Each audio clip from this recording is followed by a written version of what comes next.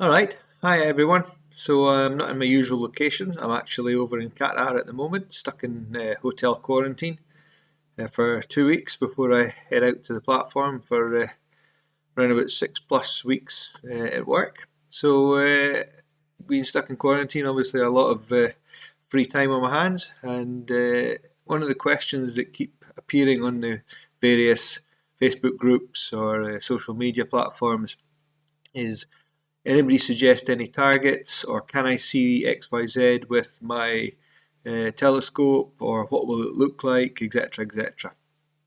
So what we're going to do today is just take a look at Telescopius, which is one of the tools that I frequently use to get ideas on targets and framing and things like that. So first up, if we obviously head off to telescopius.com, you'll see what you get presented with.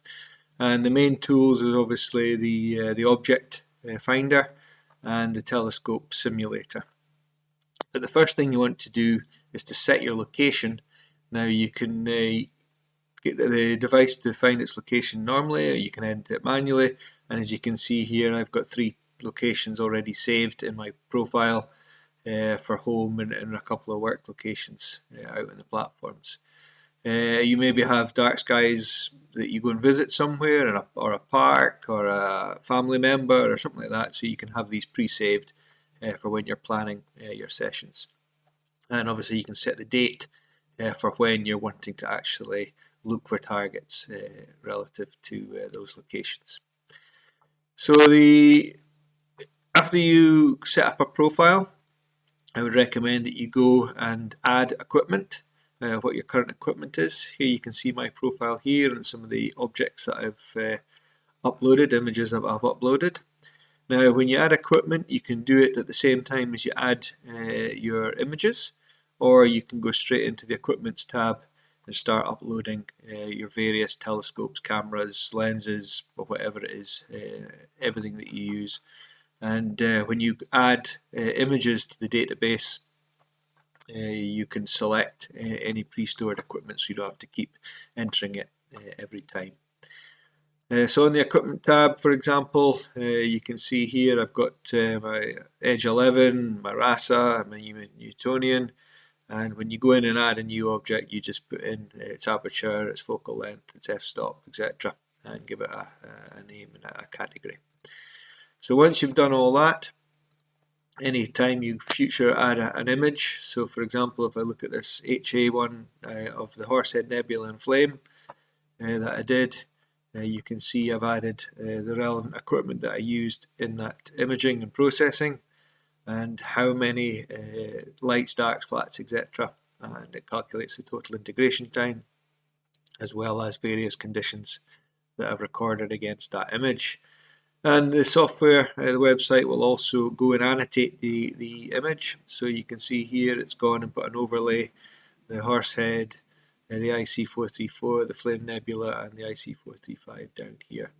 And the software website will also create these pre-sized images for you based on what you upload. So maybe you want to share an image to social media or something, or use it as a desktop. Here you got your full HD, HD, Full HD, and 4K images all pre-done for you. So that's one of the nice benefits of that, the annotations and the pre-sizing your images. So anyway, finding targets.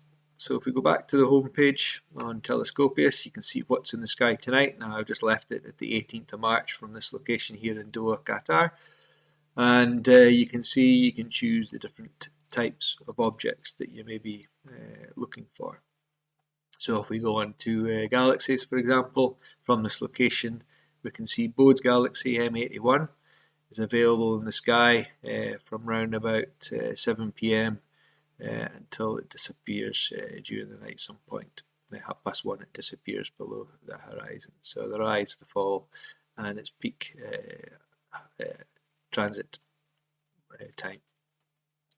So you maybe say, okay, what other objects can I see? And you can obviously sort by magnitude, size, rise, and transit, etc. Magnitude, so you maybe don't know what magnitude your equipment's capable of looking at. So if we go up to the toolbox and choose calculators, and if you do limitations by aperture, you can set your telescope. So for example, if I was using my 8-inch Newtonian, I can put 203mm in there, and it'll tell me for photographic, my limiting magnitude is 16.74, and for visual, it's 14.24. Now obviously the smaller the number, the brighter the object, so that's one thing to bear in mind. So if we go back to the home page and we go into our galaxies and we sort by magnitude, and we say, okay, I'm going to be imaging tonight from around about 8 o'clock, and it's going to be through until I'm not going to be up past 1 AM because I've got work the next day or whatever it is, and I don't want to mess around with objects that are sitting low in the horizon.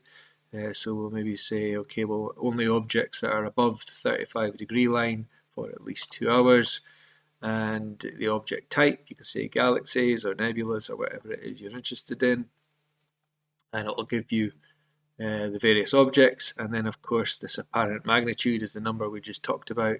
You say, okay, well, I don't want objects that are too dim, so let's go up to object, say a 12, and you'll see it'll filter down the various objects. And obviously you can also choose the size. You may be not interested in smaller objects and things, only the large galaxies, etc. So you can filter on the various sizes, and etc.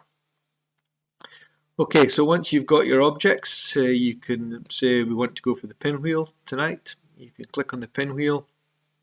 It'll take you through into this overview page where you can see some images that other people have taken of the pinwheel, and it'll also load the pinwheel into the telescope simulator.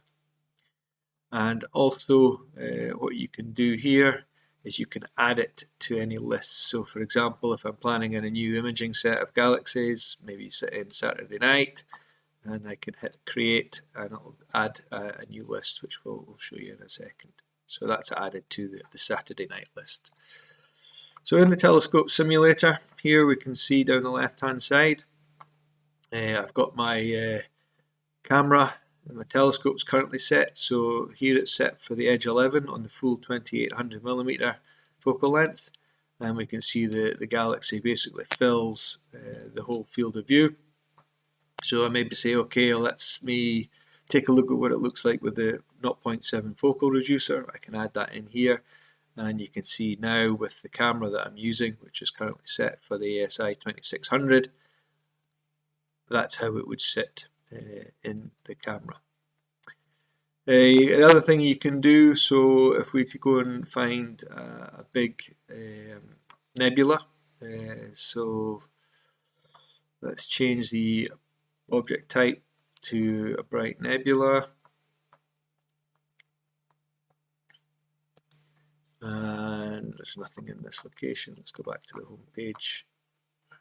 Bright nebulas, running man, or supernova. Yeah, here we go. Let's take this jellyfish nebula. It's a nice large object, 50 degrees. So if we load this up into the screen, you can see the telescope field of view is far too small to encompass the whole object, even on the 0.7 reducer. So you say, okay, well, I still want to do this object. I can set up a mosaic. So I can do a 2x2 panel, and now you can start to see that jellyfish nebula fills in a 2x2 panel nicely. And you can export this off to a file that you can pull into the likes of Nina or APT for building up your imaging session. So if we go back to that jellyfish nebula overview page, and you can have a flick through obviously what other people have imaged, and you maybe see, okay, well, how have they done this one? You can click on it and it'll take you through, and not everybody does, but this guy in particular, this person in particular, has given you a description of what he's done, the equipment that's been used, the number of frames, the lights frames with the different narrowband filters he's used, the total integration time, the temperature of the camera, etc., and what sky conditions he's done. So it's giving you a good overview of how he's composed this image. Now obviously his skills are probably significantly better than mine, so a lot of the post-processing might be needed, skills in the post-processing to get exactly the same image, but it gives you a good idea of what you can aim towards with a little bit of practice. So as we mentioned, the lists, so we can go up to Toolbox again and you can do My Observing Lists, and here's the one that we just created on the Pinwheel Galaxy M101 added to the Saturday night list, and you can also tag it with a location where you're going to be imaging from. So really that is the main things that you can do. The main one for me is obviously the telescope simulator. You can choose other targets directly by putting in a locations a name. So for example, if I did M27, it'll come up with the Dumbbell Nebula. I can choose that. It's loaded in the Dumbbell Nub view. I don't want to use a mosaic, so I can bend this back to 1x1 paneling. And I'm going to take off the focal reducer, and I'm going to select my my edge, and there you can see how it would look with the ASI2600 at full focal length on the Edge 11. So other objects, let me go in and choose, let's say, Andromeda. Nice big galaxy. And here you can see, that it's far too big for the Edge 11, even on the 0.7 reducer. So if I flicked it over to my 8-inch Newtonian, you can see that even then it's starting to exceed the camera. Even if, I put rotation on it for framing, you can see it's still out with that. And so let's flick it down to my RASA 11. And now you can see that I'm starting to fit something more reasonable in there. And I can start to think about, okay, well, how am I going to rotate the camera to maximize Andromeda into there. And that's another handy thing around this. So if you choose a target, let's take Leo, if it comes up under that nomination. I didn't like that. Oh, here's Zwigiki's triplet, whoever that is. I've never heard of it before. But you can see there's a number of galaxies starting to appear around the area. And you can set up how you best want to capture whatever galaxies and save those positions out and load them directly into APT, Nina, etc. For building up your imaging session. Alright, so really that is how to best get use of Telescopius and make it work for you in terms of planning a session. I'm still pretty much gung-ho in how I plan my nights. I'll just set up the equipment and go outside and just have a poke around the skies and see what takes my fancy, but I do frequently come into Telescopius and look at what's available in the sky, particularly the transit information, so that I don't start on a target that's going to be disappearing in no time at all. The other good thing about the Telescopius is you can choose targets that are positioned so many degrees away from the moon when you do your search, and I'll also give you down at the bottom here other targets that are in the area, so that you maybe want to just set up all your focusing and everything on a target that's nearby, and choose another one which is in the vicinity to help keep everything close by, so you don't have to mess around too much. Alright, so that's really just a very quick overview from Telescopius. I hope you find that useful, and let's see how the next few weeks pass, and I'll hopefully get home soon and get back to doing some imaging on my own equipment, on my own computers, back at home in Cyprus there. Alright, thank you very much for watching, and on that note I shall catch you another time.